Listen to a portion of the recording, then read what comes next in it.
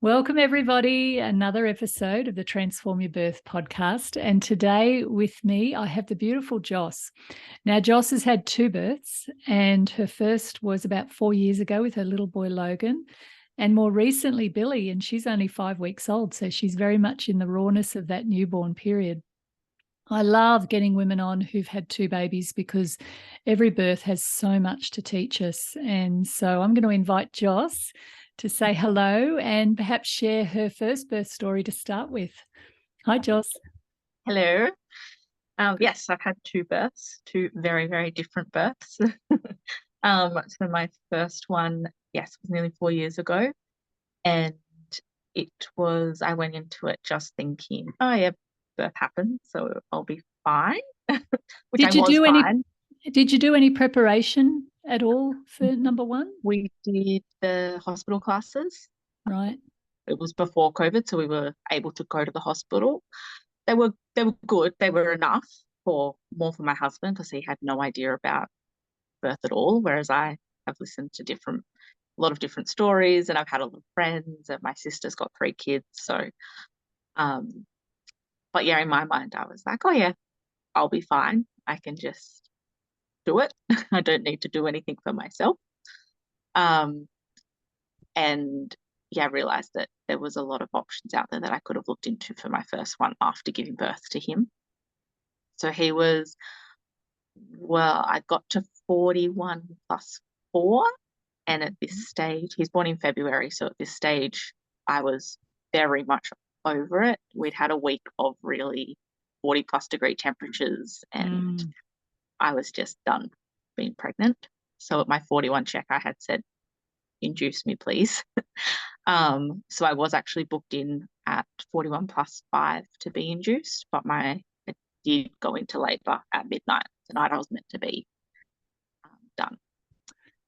But in saying that, I thought I was going to go quite quickly, but that was another story. That was definitely not what happened.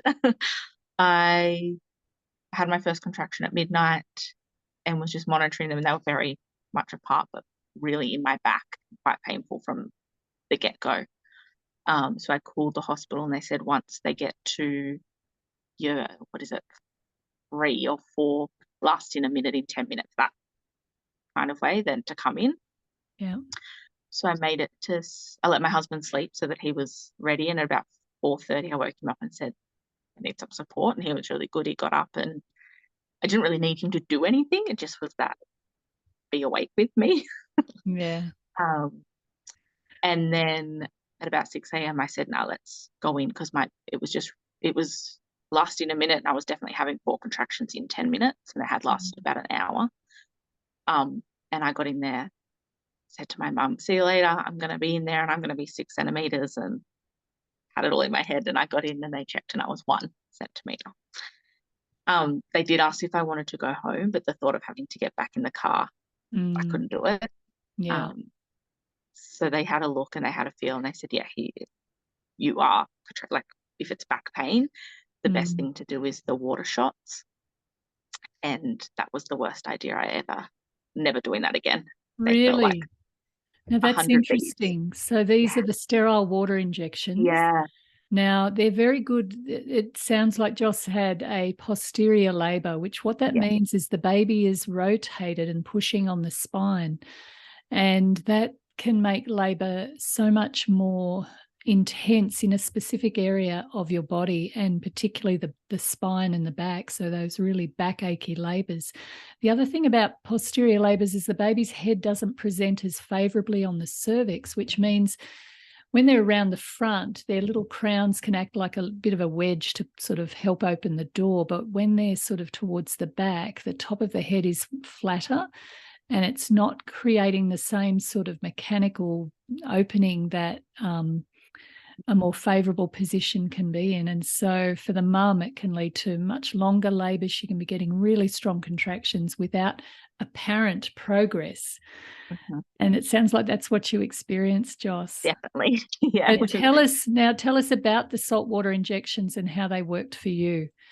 So they had 2 midwives. They said we get 2 midwives in, and we do so there's 4 in total, and each midwife does 2 at once, so that you're not, because they say that they can be quite painful going in, and Yeah. that if you just did them one at a time, women wouldn't actually probably get through all 4.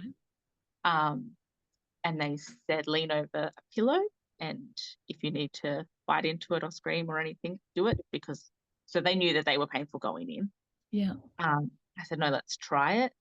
And yeah, I bit into the pillow and was holding my husband's hand quite firmly. And they lasted maybe 2 minutes of relief, and then they didn't work for me. Oh. So some they do. I've Oh. heard people that love them, and then people that are like Yeah. me and didn't. They did Yeah. offer to do them, to try them again, and I said I can't do that again. So Yeah. I They're very painful going in, but typically that shouldn't last for too long. And then yeah, it can give, a couple of hours or more of relief. But in your case, it didn't. This is just the didn't problem. hit the spot properly. Yeah, sometimes these things can be a bit hit and miss. Wow, that Yes, would have been disappointing. So how was your especially because mind I was state? trying. Yeah, how was your mind state after Um, that, Joss? Probably not great, because it was probably about, so we got to the hospital just after 6 a.m. and by now it was probably about 1-ish. Mm, And they did another check, and I was about 3 centimeters now. And so I was starting to, yeah. I was tired because I hadn't slept. I hadn't gone to sleep the night before, so I was Mm, exhausted. I think I had another shower at that stage. Water was helping on the back, but I couldn't stand for too long. I liked being on the ball the most, yeah. and my husband holding my hips. But even that was starting to not really work too well, and I Mm, just couldn't get my head in the game. I was too focused on the pain rather than trying to take myself somewhere else or yeah. focus on something else. I just couldn't get there. So at about 3-ish, they did a check, and I was only 4 centimeters, and I said, I can't do this. Can I please Mm, have something? They offered me I think it's the morphine, yeah. or something, but I remember my sister said she had that with one of her sons, and when she gave birth, she just felt really out of it for a few hours after. So I was very hesitant of that. Mm, So I opted for the epidural. I really felt like I needed a rest and yeah. a break by this Yeah. stage. It did. I feel like it didn't take long for for them to come and do it, which I was lucky, because I know sometimes women ask for it. It can be Yeah. hours. That's true. But once that got put in, I felt instant relief. I was lucky it worked first go, Mm, and I could relax for a while. I had a sleep. I had something to eat, which I regretted because I didn't have heartburn my whole pregnancy. And as soon as I had something to eat, that started. So oh. everything. Um, but then I spiked a temperature. So I had to have, because they start the Pitocin, I think, cannot remember the name of things. Once I had the epidural, they started that to keep my contractions going. Right. So yeah, I spiked a temperature, and so they were monitoring me quite closely. They started on the antibiotics. They checked again. I had the midwife that actually checked us in the morning had gone on her, like, finished her shift, and she actually was back to start her next shift. So Oh, oh, that's that's how a long bit I was tough. there. Oh dear. Yes, I'm Um, still here. I'm still yeah, laboring. Oh, she was lovely, so I'm glad she was back. yeah. She was really good support, which was Oh, good. nice. Yeah. Um, and then I think we got to about 3 a.m. and they had the doctor come in and say, we're not going to give you too much longer. I think I was about 8.5 centimeters, they said. So they wanted to give me about an hour, but I was just so fatigued that they were Mm, getting, and Bob was starting. He was okay, but he was starting to see a little bit of drop with each contraction. And they put the little screw on his head. Um, so at about 4:30, I think it was, but it must be at 4 o'clock. I was at 10 centimeters. Um, and they let me push for about, I think it was about 40 minutes in the room. And then I was kind of out at this stage. I bit my husband. He likes to remind me about that, because I'd let the you bit epidural him. wear off.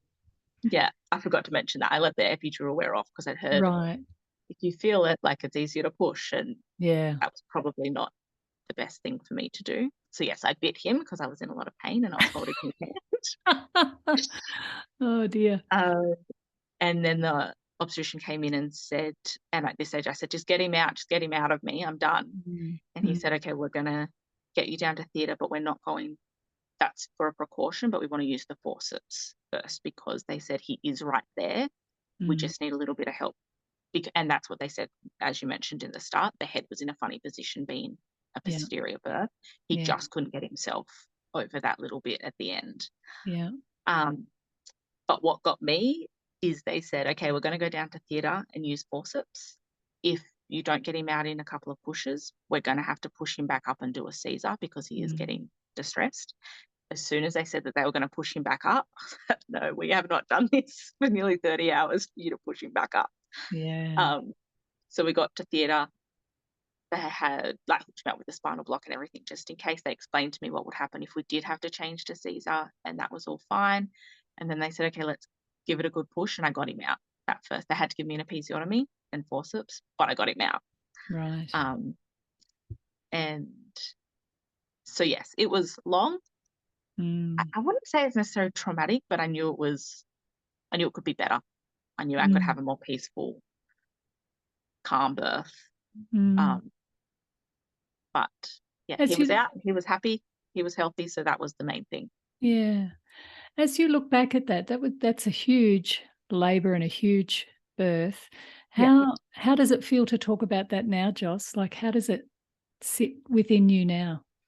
I've talked about it a lot, I think so. Mm. I made sure I did talk about it when I had him because I know that that can, for me, talking about things really helps, Helps, yeah, to process. work through it. So Mhm. I knew that at the start I was a little bit, I was more shocked, but I think he was here and he was healthy. If something had been wrong with him, I think it would have been worse. I Mm. don't think I would have been able to progress it so well.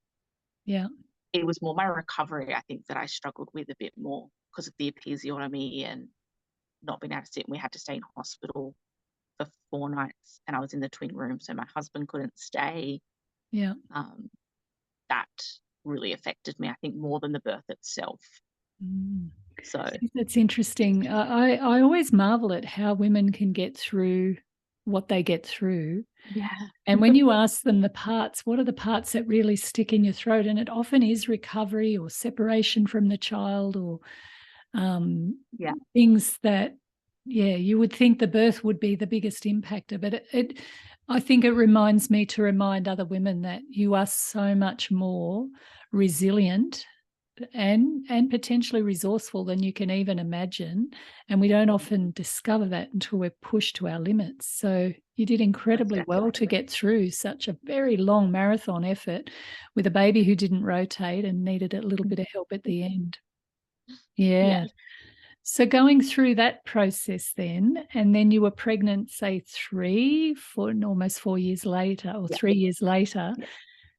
How were you feeling when you were pregnant with number 2 as a result of going through that experience? Not as soon as I had Logan, but once I was recovering with Logan, I already knew we knew we were gonna have another child. Mhm. And I already started listening to things and talking to people and finding out different options for next time, Yeah, which is how I came across your course, talking to a friend who had done it. yeah. Um, so I knew that I was going to be able to put myself in a better position. I was going to be able to do more education for myself. I knew that I Mhm. could prepare myself and also prepare my husband a little bit more for what was to come. Um, Yeah. we knew that it could be the same, but we knew we could do things to hopefully make it different. Mm. Um, and that's where I put my mind at is let me do what I need to do during pregnancy rather than just wait for it to happen again. Yeah. So I listened to a lot of podcasts. I did your course, talked to a lot of friends about what they did that helped them, Yeah. uh, and all of those type of things Mm, ready to that's go. So beautiful. Yeah, yeah, yeah. And this is the thing, we don't know in that first birth what we don't know. no, And that's why these stories are powerful in helping all women to start to realise what are some of the things that can really move the needle. Before we go into your second birth, can you just share a little bit about what it was like for your partner going through that, apart from the fact that he got bitten? He remembers that very well. I'll bet he does. I think he was okay at the start because when we first, this is going to sound terrible on his part, he was watching the Super Bowl while I was in labour at the start. Yeah. Because I was quite happy just to sit there and do my own thing. I didn't want to be touched at the beginning. Yeah. And he was okay during that part. He was like, all right, if this is how it is, then it got bad. When I started that I couldn't handle it and I was quite panicked. I think to him, he thought I was quite panicky. Yeah. Because I turned to him and said, can I have an epidural? And he said, of course you can have an epidural. Like, you don't have to ask me anything. Yeah, yeah. And he's a very big support of me no matter what. Yeah. But in this situation, I think he didn't know what he could do properly to help the first time round. And he says when I got the epidural, it was like night and day for him, seeing me in so much pain and not being able to handle it, to then getting the epidural was just a different person. Yeah. So he was fine once that happened. And then he was a bit concerned when we got down to theatre, but he's also very resilient. He's had a bit of his share in hospital and stuff, so he has a lot of trust in the doctors and nurses, and his mum's a nurse, his stepmom's a midwife, so he had a lot of trust in, they knew what they were doing and they would make sure I'm okay. So whilst he was worried, he also was okay. Right. And so coming into baby number 2 then, how did he feel about you exploring other options around helping to make it different this time? He was very supportive of me. At first he thought it was a little bit of, in his words, hippie hoo-ha, not really I get knowing that a what's lot. going on. I love it. Yeah, they think it's hippie trippy until they come in and we dose them up with a whole decent dose of science and they go, oh, actually, this is not quite so hippie after all. But there is an element of understanding the Mother Nature's blueprint. If that's hippie, I don't know, but that's a funny comment. Yeah, so he was happy to take a walk on the wild side and see what else was out there. Cool. Like I say, he supported me, so he was happy to do what I needed because he knew that I'm the one that has to get the baby out. So, but even when we did your course, so he was a little bit skeptical walking in, not really knowing. But even lunch on the first day, he was like, wow, this is completely different to what I thought. And he really enjoyed it. Yeah. So once we got through that, he was ready for birth. He had his plan. He knew what his jobs were. Yeah. And he did write on the list that you gave us of the 10 things. And then the last one he wrote, don't get bitten. So that was his little joke. But yeah, he was ready this time around. He was, and it made me feel more empowered and ready to go as well, more confident. Yeah. Because I knew he had tools and he was there. Yeah. And he was ready to go. So what impact then did that preparation have on you and your mindset for baby number 2? It made me feel more like I could just focus on me. I didn't have to worry about making sure he was okay or he knew what he had to do, or making sure when we got there that I would have to be advocating for myself. I knew that he had that, so I could just internalize and focus on your practices and do those and do what I needed to do to get this baby out, rather than worrying about anybody else. He knew his job. He knew he had to call the student midwife. He had to call the birth photographer. My sister, which I ended up doing, which we'll hear about. But yeah, we were a team. Beautiful. It was really good. Can you remember, how did the experience, or how did the filters around your first birth start to shift as you learnt this information to prepare you for number 2? Like, could you look back at that birth and pick up on certain things that could have helped? I think I was very impatient with my first birth, and that I was like, no, he needs to come out now. Whereas this one, I was like, nope, she's going to come. We're doing what we need to do. Let's just enjoy the time. Yeah. Possibly also having Logan already helps, because I was enjoying our last little bit of time with just one child. Nice. That was probably my biggest thing, is not trying to rush things. I still ate dates and did raspberry leaf tea and things because I wanted to help soften things, but I knew it wasn't going to bring on labour, Yeah, right. which was my thing this time around. So that was Interesting. my biggest thing. Don't Yeah, rush it. It's just she's got her own time. She'll come out when she's certainly. ready. Sounds like a bit of a surrender. It's a word we use a Yes, bit for birth, is surrendering to the mystery, to the uncertainty of what's ahead. And that can be very hard for a definitely. modern woman because we're so used to being in control. And to just trust in the process is a big shift. Were there any other learnings that you learnt that really helped shift your mindset around it? Going into that subconscious and doing the breathing exercises and things that you spoke about Mm, really helped me get ready for it. And knowing that my body could do it, I just really was able to focus on that. yeah, Um, and that were the main things. And yeah, just listening to my body. I was meant to finish work at 38 weeks, but about 36 and a half, I thought, I can't go any, like I need to finish up sooner. So yeah, I spoke to my boss and I finished at 37, yeah, and just knew that, no, I finished it. I was meant to finish at 37. I finished at 36. And I just knew that my body was ready to slow down and yeah, there was things happening. Whereas yeah. last time I wasn't paying attention to anything that was happening like Ah, that. It was yeah. just This is a noise. real shift, isn't it? It's an Yeah. attunement to yourself.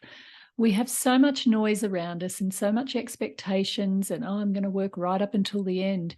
And we don't listen to the intelligence of the body. And the body has such an intelligence, and pregnancy itself is a process of transformation. And so when we ignore some of those signals because our rational mind thinks, oh, but I'll get to spend more time with the baby. And we forget that actually you are spending time with your baby when you're nesting, and you're preparing the conditions for you to be able to surrender and go into labor. We think nesting's about doing, cleaning things you wouldn't normally Yes. clean, but it's not. It's bringing you into a state of birth readiness, and readiness to, walk into the mystery, the great unknown, to surrender, readiness to create the right physiological conditions to signal to your body and your baby that, Hmm. yeah, I'm in my nest now, you can come. When we're pushing ourselves right up until the end, we can actually be pushing away the labor.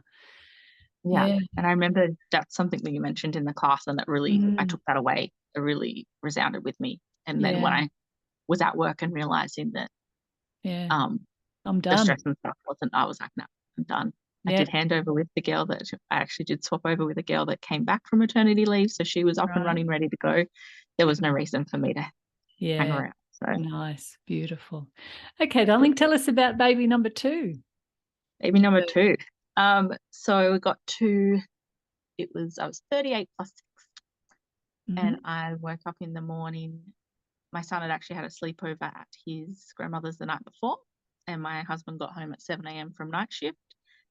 And I expected that, oh, yep, I'll be able to just sleep in and slowly make up the day.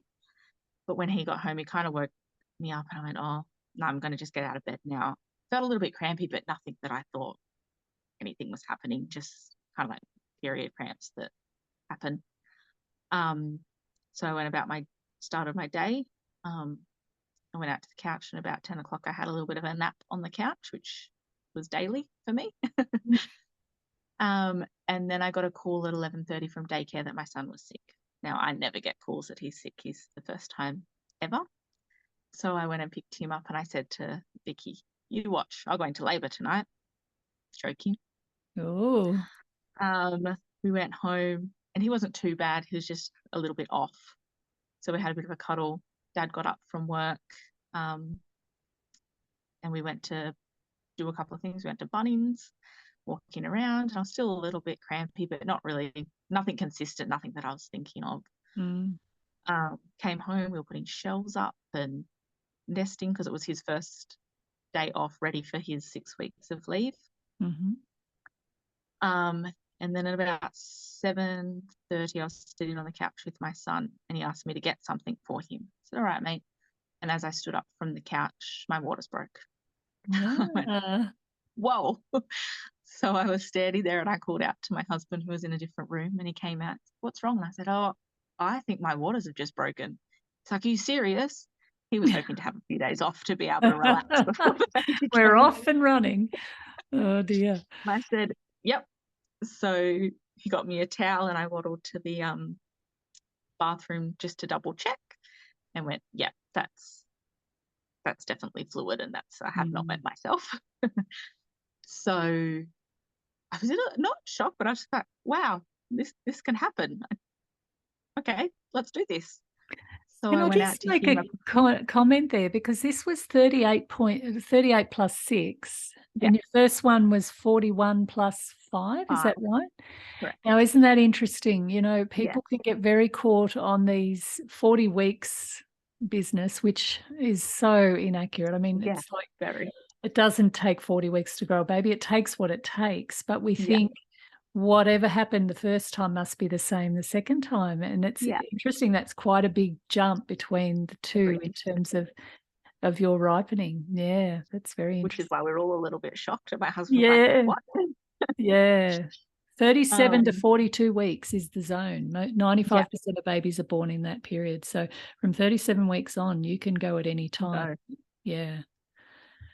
So I said, oh, we hadn't picked our hospital bag. We hadn't prepared a bag for my son because he was going to my sister's. So I called my sister, and I had thought during the day, maybe I should message her and just say, I'm having these cramps. Do you need to, just as a FYI? And I was like, nah, nothing will happen. So when I called her, said, hey, she's like, what's going on? My waters have just broken. And she said, oh my God, I can't drive. I've had beers. Oh, she's had a couple of beers. So she said, is Brad going to be out? Are you okay for Brad to drop him over? And I said, yeah, that's like, I'm fine. I'm not feeling anything. Look at ages. So we packed him up, and Brad took him. Saying goodbye to him was very emotional. I didn't think it would be, but yeah, I cried a lot. He was like, Mum, what's wrong? And I said, nothing's wrong. This is different, saying goodbye to you, knowing that next time I see you, you're going to be big brother. He went, so while Brad was out, I slowly started packing the bag. I had a shower. He grabbed himself a coffee because he'd had no sleep coming off night shift. I did call the hospital and said, I think this is what has happened. And she said, all right, are you having any contractions or anything? And I told her just a few cramps. She said, okay, we'll come up and we'll just double check that it's your waters, and then we can make a plan for you to either go home or we can admit you. So when Brad got back, we got in the car. It was about nearly 9 o'clock at this stage. And we were joking on the way to the hospital that what are we going to watch when we go home for me to labour to and relax to and everything like that. We got up there to the maternity assessment unit and had to wait in reception for a little bit. And I was still talking to Brad in between. I was waddling around and holding on. Standing was really helping when I had a contraction, but I was fine. I was just breathing and everything was all good. I don't think we actually got into the room until about 10 o'clock. And I had a lovely midwife. She was really, really good. Come in and she said, it's definitely your waters. We just need to do a check before we work out if you're staying or going home. And I said, that's fine. I'm good with that. And she made sure I had the monitor on that meant I could still stand up and move because she could see that was helping me. And then she said, what's your plans? And I said, I would like to get in the bath or the shower. I really think the water helps.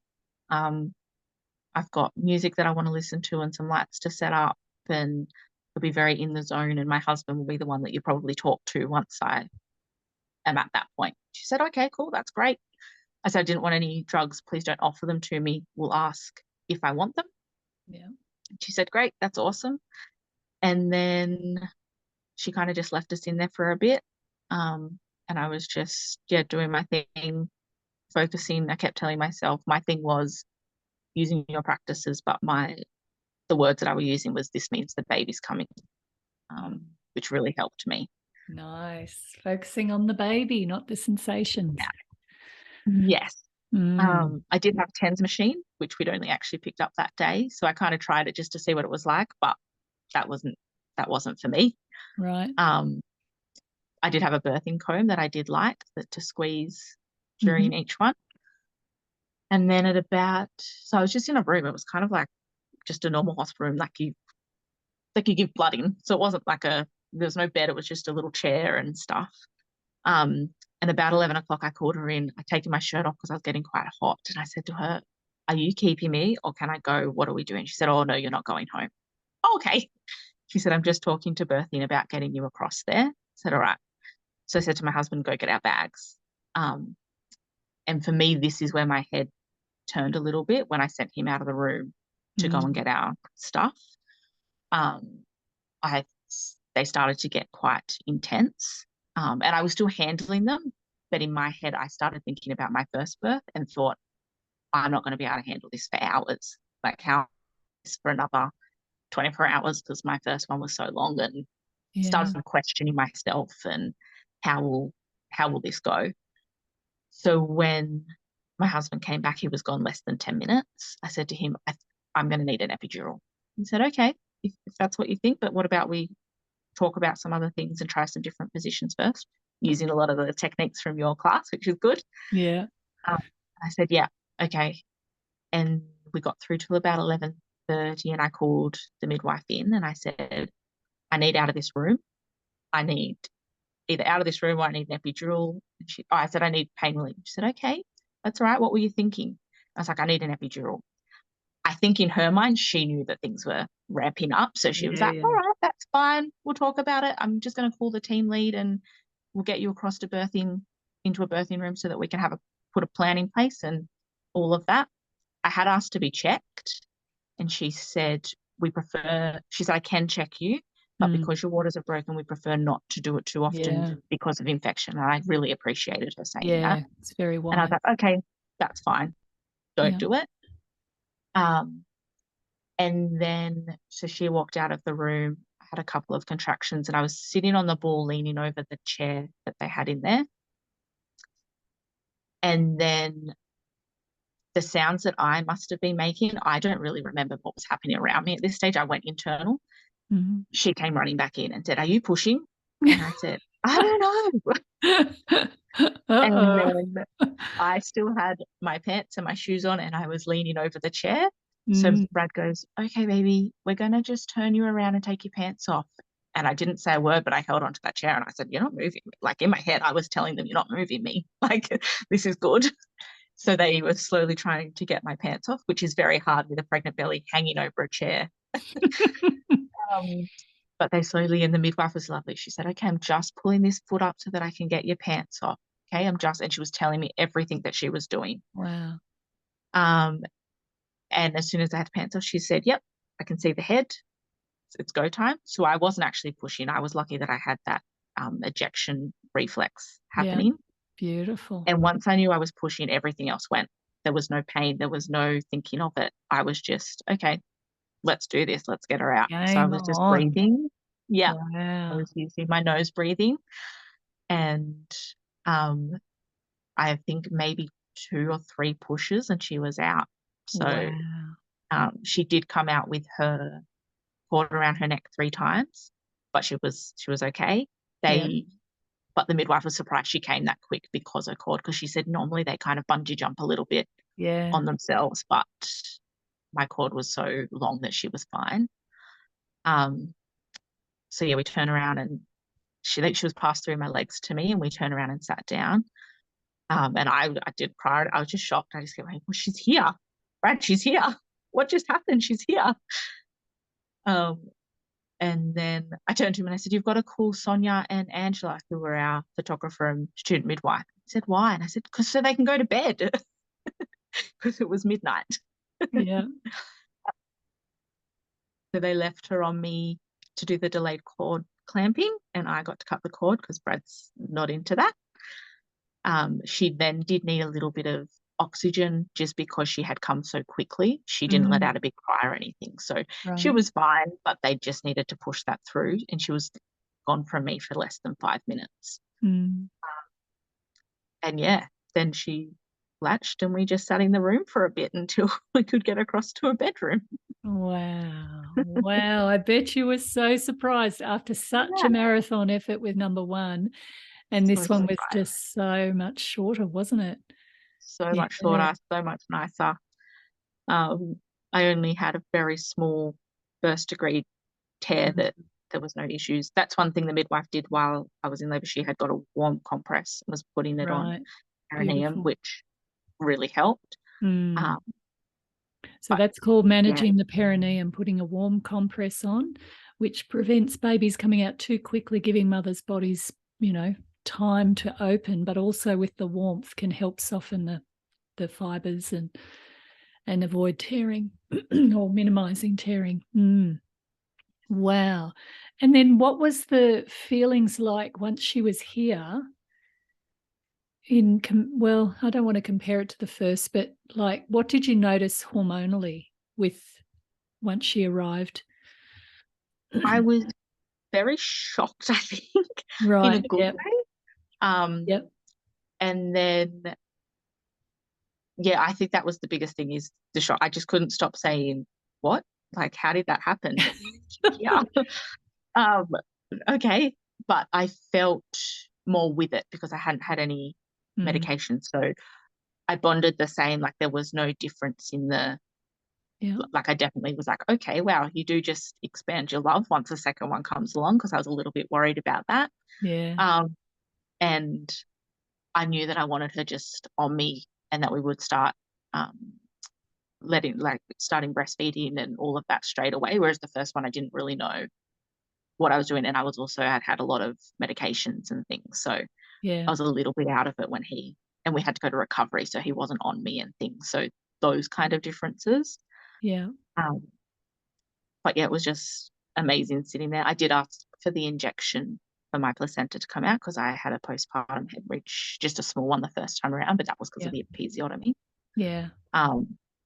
So getting the placenta out was an amazing feeling as well. That was, thank you. Once that's out, it's just like Yeah. your body's relaxed.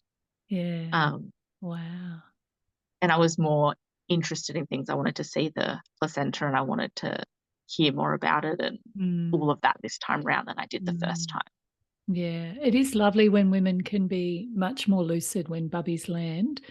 This Yeah. is, this is one of the things that often women in pregnancy are told, have the drugs, and that's fine. Some, like epidurals under certain circumstances, can be amazing and very supportive Oh, of a yeah. woman getting onto the other side of things, but they do come at a cost. They come at a cost to mum and also to bub, and one of those costs is the residual effects on baby landing and their desire to feed. They can be very sleepy and it can take a while to get back on. And for mum, her being a bit disassociated and disconnected from the process.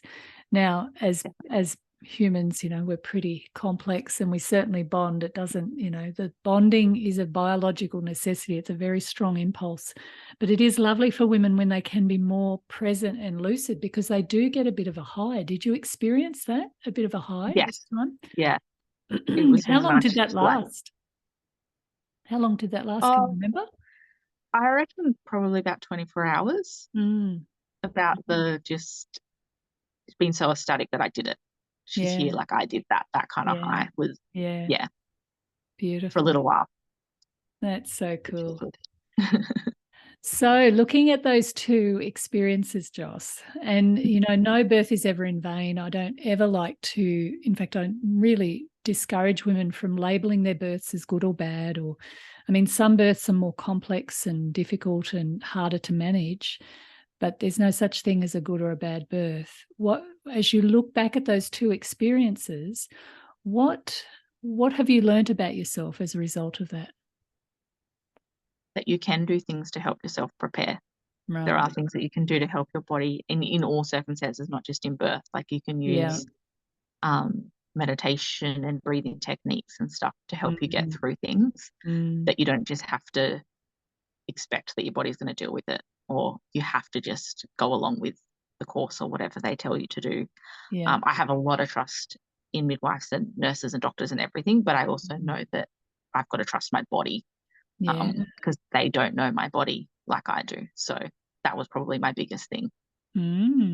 Good instinct. Yeah. Yeah. So the meditations and the practices really help move the needle for you? Can you talk more about that? Definitely, because I was able to, doing the practices, it was just when it got to birth, I didn't feel like I had to get myself into a zone, if that makes sense. It just kind of happened. Yeah, I just cool. was like, all right, that kind of thing. A bit of that repetition, once getting into a routine and things, once you start doing a habit, Yeah, it happens. So it becomes that's what it automatic. felt like.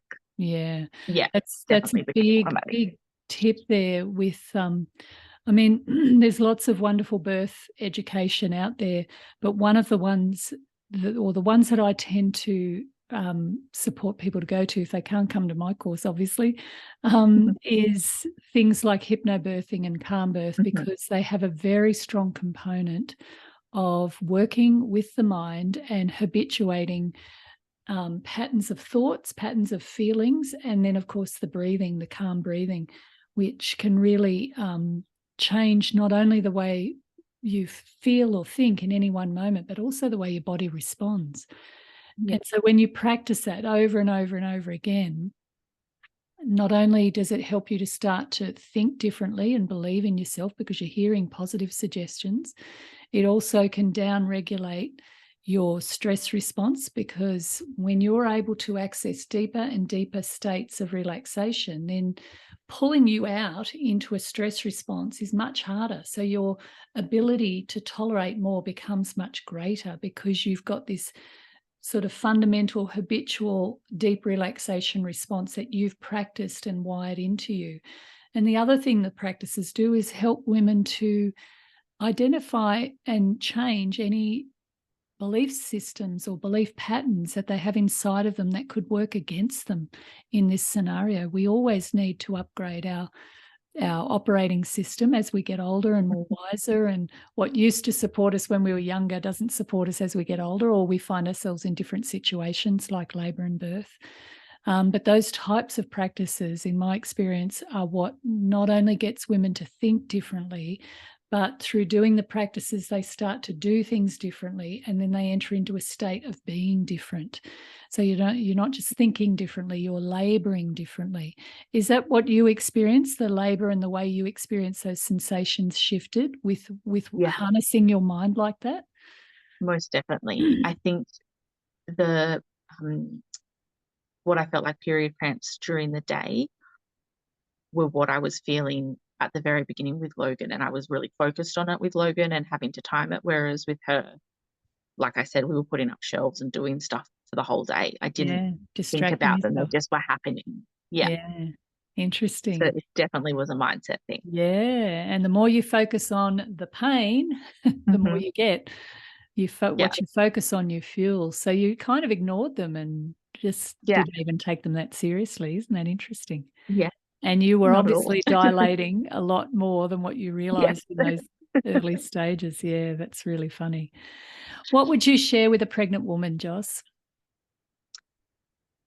That there are tools out there to help you prepare. Don't Mm, just expect that you have to do it yourself. Go yeah. and get some assistance and make sure your partner's ready as well. Mm, Whether it be through classes or reading books or listening to podcasts, there's yeah. lots of different things out there to help you learn. Your birth, you can't predict your birth. No one can predict what's going to happen, but Mm, there's lots of tools out there to help you work through all of the different circumstances. yeah, absolutely. Yeah. That's really wise. And really it is about preparing for birth under all circumstances, because we can't control birth. We can influence it, but we can't control it. And you never know how things are going to unfold for you. And so being able to stay calm and relaxed and choose love over fear under all circumstances is what really will shift things. Joss, thank you so much for sharing that. I love having women who've had two babies or more, because there's almost so much wisdom that gets gained through each time we welcome these little ones. And that's really what we have to do as women, is reclaim our wisdom and our confidence about being able to do this thing called birth, and then, of course, transform into being the parents that we need to be. And Joss, her first experience with a posterior labour, she shares a lot about the saltwater injections and the epidural as tools that she was able to use. And she needed a bit of help to get Bubby out at the end. But that experience led her into realising that she needed to do more preparation this time round. That preparation involved my course, which is lovely, and it involved doing practices and working with her mind state, and as well as getting her partner well and truly on board so he knew what he could do differently for baby number 2. And then ended up with a very straightforward, very efficient birth that you didn't even get into the labour room in the end. No. No. Neither of them were born in birth suite, one in theatre, one in maternity assessment unit. And Joss has been very generous helping us to understand how she shifted internally and what made the real difference for her. Is there anything else you want to say, Joss, before we go? I guess just if you can prepare, do courses, do what you can, because you can make it a magical experience for yourself. Yeah, beautiful, regardless of what happens. Thank you, Joss. And thank you all for tuning in. And I hope you've been inspired by Joss's story, and we'll have another one next week. So subscribe and tune in. Thanks for listening. See you then. Bye.